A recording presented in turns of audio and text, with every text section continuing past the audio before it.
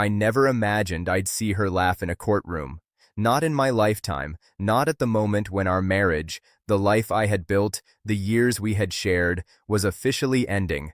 We had been married for 15 years. 15 years of shared memories, arguments, celebrations, and compromises. And I had thought we were partners. I had thought we trusted each other. I had thought, above all, that love would anchor us through the storms life inevitably brings. But that illusion shattered long before the courtroom. Subtle at first, late nights, at work, sudden trips, unexplained texts, small lies, little half-truths that I had ignored because I wanted to believe the best. But eventually, the pieces began to fit together. A pattern emerged. And then, months ago, I discovered the truth. She had been cheating. I didn't confront her immediately. I gathered evidence quietly, screenshots, receipts, messages, all proof of the life she had been living in secret. I needed clarity, and I needed control over how I responded. Anger, I knew, would only play into her narrative, give her an edge. The divorce process began. She approached it with confidence, smirking through the forms, laughing at her perceived advantage. She assumed she had the upper hand, manipulating lawyers, spinning stories, charming witnesses. She assumed I was too broken by the betrayal to fight, too caught up in emotion to see the bigger picture, and then came the day of finalization. The judge, a stern but fair woman, called the case. We sat across from each other, lawyers shuffled papers, and my wife, smiling, almost gleeful, leaned back in her chair. I kept quiet, my expression neutral, my hands folded, my mind steady. The judge began reading through the final terms.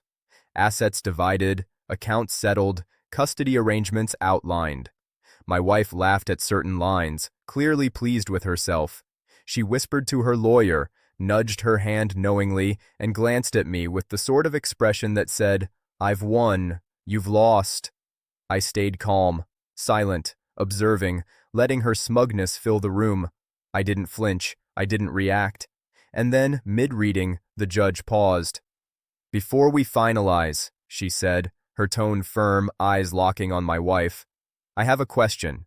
Can you confirm that all assets, including the funds in the account opened under your name but funded jointly, have been fully disclosed?" My wife blinked. Then she laughed nervously, a little too loudly. "Yes, Your Honor, of course. Everything has been disclosed." The judge raised an eyebrow. "We've been provided with bank statements showing transfers to an account with someone else's name. Can you explain why the funds appear to be funneled to another individual during the separation period?" The room went silent. My wife's face shifted, smugness fading, laughter disappearing, color draining. She opened her mouth, closed it, muttered something inaudible to her lawyer, and her confident posture faltered. That was the moment I realized that no matter how much she thought she could manipulate the process, the truth always finds a way.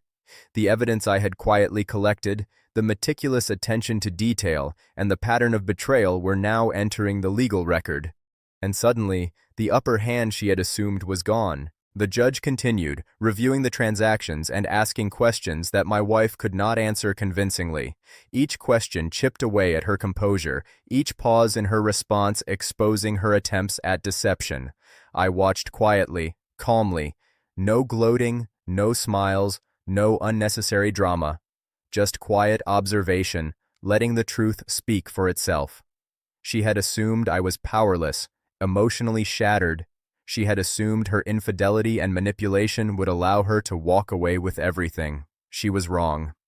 By the time the judge finished, my wife sat in stunned silence, her confidence shattered.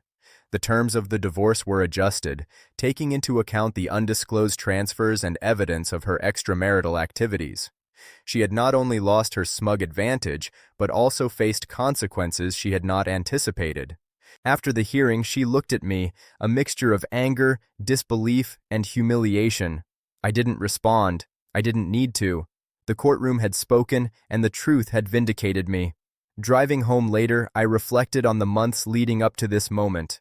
The betrayal, the heartbreak, the sleepless nights of worry and planning, it all culminated not in shouting, not in revenge, not in dramatic confrontation, but in patience, strategy, and letting the truth reveal itself. She laughed while finalizing the divorce, assuming she had won. Until the judge mentioned the evidence, until the truth broke through her assumptions, until her confidence crumbled. And in that moment, I understood something profound.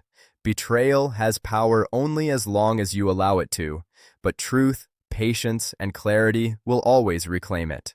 The relief I felt wasn't about revenge. It wasn't about humiliation. It was about reclaiming my dignity, my peace, and my life from someone who had assumed she could manipulate it all. She underestimated me, and in doing so, she revealed exactly who she was and exactly who I was.